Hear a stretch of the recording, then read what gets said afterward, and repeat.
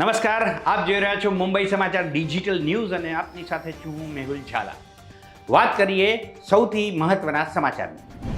મારા પછી આગામી ટાર્ગેટ આ બે રાજ્યોના મુખ્યમંત્રીઓ હશે, કેજરીવાલનો દાવો. કહ્યું, જો હું સીએમ પદ પરથી રાજીનામું આપી દઈશ તો આગામી ટાર્ગેટ પશ્ચિમ બંગાળના મુખ્યમંત્રી મમતા બેનર્જી અને કેરળના મુખ્યમંત્રી પિનરાઈ વિજયન બનશે. ચૂંટણી પહેલાં બે મુખ્યમંત્રીને જેલમાં નાખવાના આરોપ સામે વડાપ્રધાન મોદીએ આપ્યો જવાબ. કહ્યું, દિલ્હીના મુખ્યમંત્રી કે ઝારખંડના પૂર્વ મુખ્યમંત્રી સામેના કેસમાં સરકાર નહીં પણ કોર્ટ નિર્ણય લે છે. ન તો અમે કોઈને જેલમાં મોકલી શકીએ છીએ અને ન તો કોઈને જેલમાં રાખી શકીએ છીએ. આ નિર્ણય કોર્ટનો છે. કેદારનાથમાં હેલિકોપ્ટરનું ઇમરજન્સી લેન્ડિંગ. હેલિપેડ પર ઉતરતા પહેલાં હવામાં 8 વખત ફંગોળાયું. પાયલટની સમજદારીથી 7 લોકોના બચ્યા જીવ. બિહારમાં અમિત શાહે કહ્યું, અત્યાર સુધીના પરિણામોમાં મોદીને 310 સીટ મળી રહી છે. 400 સીટ જીતાડો, મુસ્લિમ અનામત કાઢી નાખીશું. અમદાવાદની Narendra Modi medical college council કમિટીનો નિર્ણય.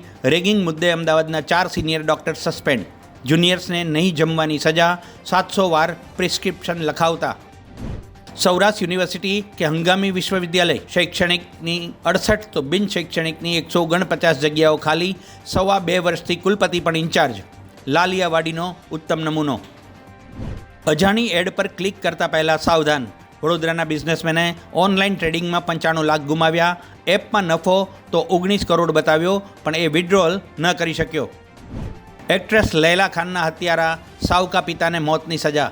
પરવેશ ટાંકે સમગ્ર પરિવારના 6 સદસ્યોની કરી હતી હત્યા. ફાર્મ હાઉસમાંથી મળ્યા હતા હાડપિંજર.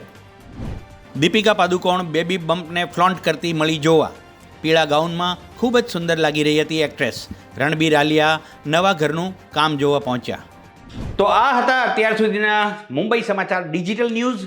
વધુ સારા અને તાજા સમાચાર સાથે જોડાયેલા રહો મુંબઈ સમાચાર ડિજિટલ સાથે. ત્યાં સુધી મને રજા આપશો. નમસ્કાર.